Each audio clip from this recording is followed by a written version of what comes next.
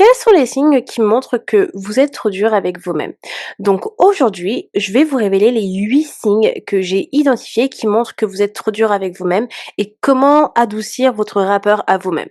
Donc le premier signe, c'est le fait est que vous vous comparez sans arrêt. Donc je ne vais pas monopoliser la parole là-dessus encore une fois, mais la comparaison aux autres, c'est quelque chose qui va effectivement contribuer au fait est que vous êtes trop dur avec vous-même aujourd'hui. Puisque vous allez comparer votre vie à quelqu'un d'autre, à un chapitre différent du vôtre, forcément, tout ce que vous faites aujourd'hui va vous sembler être dur, impossible, ou vous allez minimiser vos victoires. Donc, ne vous comparez pas aux autres, puisque votre chapitre 1 est différent du chapitre 70 de quelqu'un d'autre. Le deuxième signe, c'est le fait est que vous culpabilisez quand vous vous reposez. Donc, ça, c'est un signe qui arrive très souvent et que j'aperçois tout le temps, tout le temps, tout le temps, puisque c'est quelque chose dont je parle très souvent également dans mon activité. Se reposer ne doit pas être égal à culpabiliser. Pourquoi? Parce que le repos est essentiel. Ce n'est pas une récompense ou quoi que ce soit, d'accord? C'est essentiel. Vous êtes censé vous reposer. Se reposer, ce n'est pas une faiblesse. C'est le seul moment de votre vie, de votre journée qui vous permettra de recharger vos batteries, recharger votre énergie pour être plus efficace et plus productif sur vos tâches. Donc, arrêtez de culpabiliser quand vous vous reposez, puisque c'est simplement dans le repos où vous allez pouvoir vous recharger. Le troisième signe qui fait que vous êtes trop dur avec vous-même, c'est que vous pensez souvent au «Ah, j'aurais dû faire mieux». Non, encore une fois, on fait de notre mieux. On n'aurait pas dû faire mieux. Et ça, c'est aussi un accord Toltec, c'est un des accords Toltec qui est faire de son mieux. On ne peut pas faire plus que de notre mieux, puisque notre mieux est déjà notre mieux au final. Et je sais que c'est dur, parce que je vous disais justement dans l'épisode précédent où avec mon nouveau travail et ben, je cherchais à prouver que je méritais ce rôle et en faisant cela, ça veut dire que je cherchais de faire plus de ce que je pouvais faire, alors que je faisais déjà de mon mieux et que je faisais déjà les choses bien. Donc je sais de quoi je parle et justement en faisant ça, c'est que j'étais trop dure avec moi-même et je me mettais de la pression inutile et regardez où ça m'a menée. Ça m'a menée à avoir de la surcharge mentale et de la surcharge émotionnelle.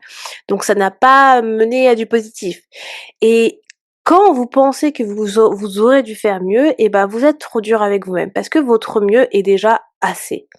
Alors, il ne faut pas culpabiliser déjà parce que, voilà, vous pensez que vous avez pas fait assez et de 2, c'est que vous avez fait de votre mieux et la personne à qui vous devez soi-disant rendre des comptes doit comprendre que votre mieux est déjà assez et de 2, ne soyez pas dur avec vous-même quand vous pensez que vous n'avez pas fait assez puisque c'est le contraire. Posez-vous la question sur qu'est-ce que j'aurais pu faire mieux déjà que ce que j'ai fait déjà. De base, quand vous vous posez cette question et vous avez pas de réponse. Parce que en tout cas, moi, quand je me pose cette question il y a rien qui me vient à l'esprit. Quand à chaque fois je me dis: «Ah bah, j'aurais dû faire mieux» et après je me dis: «Mais Andy, qu'est-ce que j'aurais pu faire de plus?» et bah, je suis là: ouais, bah, en fait, il y avait rien d'autre que j'aurais pu faire de ce que j'ai fait». Vous voyez? Le quatrième signe qui montre que vous êtes dur avec vous-même, c'est que vous minimisez vos réussites. Donc ça, je l'ai justement dit dans la partie comparaison des autres. Hem C'est que quand vous avez une réussite, au lieu de vous célébrer, au lieu de vous féliciter, vous allez vous dire: «Oh ouais, mais c'est rien. Ouais, mais j'ai pas fait grand-chose en fait, hein». Il y a pas de «Oh ouais» ou «Oui, mais» ou non. Vous devez vous célébrer et c'est une réussite, bah, célébrez-la, célébrez-vous et ça, je le vois souvent moi avec mon chéri parce que justement, il est tellement dur avec lui-même sur tellement de points donc je vous donne des conseils que moi je lui dis aussi et là, ni minimiser les réussites, il est vraiment le pro dans ça.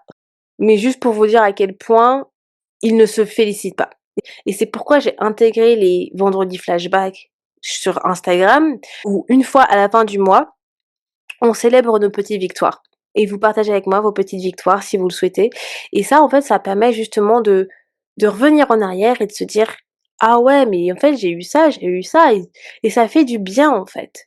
Et vous êtes trop dur avec vous-même quand vous ne vous célébrez pas, vous minimisez vos réussites. Et vos réussites, ça a pas besoin d'être des grandes réussites. Même la plus petite, c'est suffisant. Vous avez une nouvelle relation, vous avez une nouvelle amitié, et bah, c'est une réussite. Vous avez réussi un examen, et bah, c'est une réussite. Vous avez, réussi une tâche au travail, et bah, c'est une réussite. Vous avez un nouvel appartement, c'est une réussite. En fait, il y a plein de choses qui peuvent être des réussites que vous ne voyez pas forcément parce que vous n'avez pas le recul de voir cela comme une réussite. Et c'est pour ça que partager ce genre de choses avec les autres, ça permet à l'autre personne de vous féliciter et de dire: «Mais en fait, qu'est-ce que tu racontes? C'est super! Franchement, bravo, en fait, tu peux être fier de toi». Donc, célébrez-vous, ne minimisez pas vos réussites. Bon, le cinquième signe que vous êtes trop dur avec vous-même, c'est le fait est que vous prenez les critiques trop à cœur. Les critiques ne devraient pas être vues comme quelque chose de négatif. Et là encore, je parle des critiques qui sont constructives. Une critique constructive, c'est très bien pour avancer. Par contre, une critique qui est là juste pour critiquer et qui n'a aucun sens, bien évidemment, là, vous pouvez très bien la balayer d'un revers. Mais en général, des personnes qui prennent des critiques trop à cœur, elles vont être assez dures avec elles-mêmes parce que justement, les critiques vont être constructives, mais elles vont penser à mal de ces critiques constructives. Alors que pas du tout, les critiques vous permettent d'avancer. Si on vous donne pas des feedbacks, eh ben vous ne saurez jamais ce que vous faites de mal, dans le sens quelque chose qui peut être amélioré.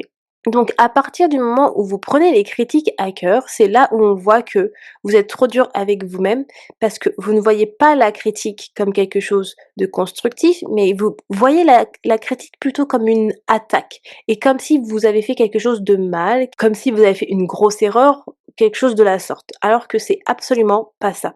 Donc revoyez votre sens à la critique parce que votre pensée là-dessus peut très bien être en fait pas du tout ce que les gens pensent. Mon septième point qui montre que vous êtes très dur avec vous-même, c'est que vous pensez que vous dérangez. Alors que en fait, pas du tout. C'est-à-dire que vous n'allez pas oser poser des questions, vous n'allez pas oser peut-être déranger un collègue lorsqu'il est dans sa tâche ou quoi que ce soit, parce que vous pensez que vous dérangez cette personne. Vous pensez que vous dérangez, que vous dérangez par votre présence, que vous dérangez par vos questions, que vous dérangez par, hem, votre personnalité. En fait, il y a plusieurs manières que vous pensez que vous dérangez les autres. Et du coup, vous allez être très dur avec vous-même là-dessus parce que si vous pensez que vous dérangez par votre personnalité, par exemple, vous allez essayer de justement de changer cela. Vous allez ne pas être vous-même.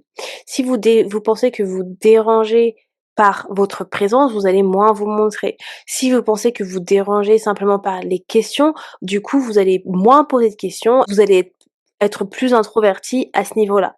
Donc ne pensez pas que vous dérangez les autres. Ou si au contraire, vous pensez que vous les dérangez, eh ben dérangez-les, clairement. Dérangez-les par votre présence, par votre personnalité, par les questions que vous avez. Donc en fait, n'ayez pas peur au final en fait de les déranger parce que vous ne les dérangez pas réellement au final. Vous voyez ce que je veux dire? Je me suis un peu perdue dans mon explication, mais c'est ça, c'est qu'en fait, vous pensez que vous dérangez les gens, mais vous ne les dérangez pas. Alors, n'ayez pas peur de les déranger par toute la personne que vous êtes, avec vos défauts et vos qualités. Une personne qui ne vous accepte pas telle que vous êtes, c'est son problème, pas le vôtre. Et mon dernier point qui montre que vous êtes très dur avec vous-même, c'est que vous acceptez moins de choses pour vous que pour les autres. Donc là, en fait, encore une fois, ça va être plus le fait est que vous vous préoccupez beaucoup plus donc des besoins des autres que pour vous. Et sur ce côté-là, c'est que vous vous priorisez moins, vous pensez que vous comptez moins, donc vous minimisez dans votre intégralité. Donc là, encore, vous êtes dur avec vous-même parce que ça veut dire que vous pensez que vous ne méritez pas des choses pour vous-même, mais que par contre les autres le méritent. Mais pourquoi vous, vous ne méritez pas? Donc là, ça va remonter aussi à un problème donc d'estime personnelle, de confiance en soi. Il faut aller creuser plus profondément pour savoir pourquoi il y a ces choses-là. Et quand on creuse plus profondément, on voit que c'est lié à l'enfance, peut-être à l'éducation, à la société, à la pression interne, à des blessures de l'âme. Donc en fait, il y a pas mal de choses à creuser et sur lesquelles vous pouvez travailler. Et ça, au final, ce n'est pas votre faute. Ce n'est pas votre faute, donc vous n'avez pas à être dur avec vous-même. Donc sur ces mots, sur ce quoi je veux conclure, c'est dans un premier temps, Soyez bienveillant avec vous-même. Donnez-vous du repos, OK?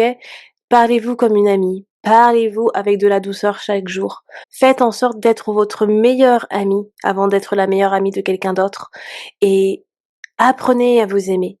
Ça, c'est la première chose. Deuxième chose, c'est que lorsque vous êtes dur avec vous-même, il y a quelque chose en dessous à travailler.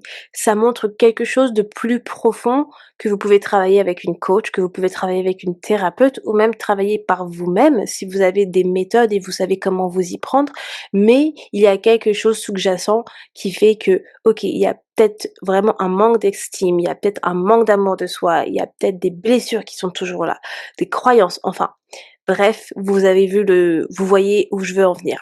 Et troisième chose, célébrez-vous. Célébrez-vous parce que vous méritez toute la douceur, vous méritez tout l'amour, toute la joie et vous aussi vous comptez, pas que les autres. Si vous ne vous célébrez pas, personne ne le fera pour vous. Voilà les amours pour cet épisode du jour. Si cet épisode vous parle, partagez-le avec quelqu'un de votre entourage et moi je vous dis à demain pour un nouvel épisode de Fit Positive. Ciao tout le monde!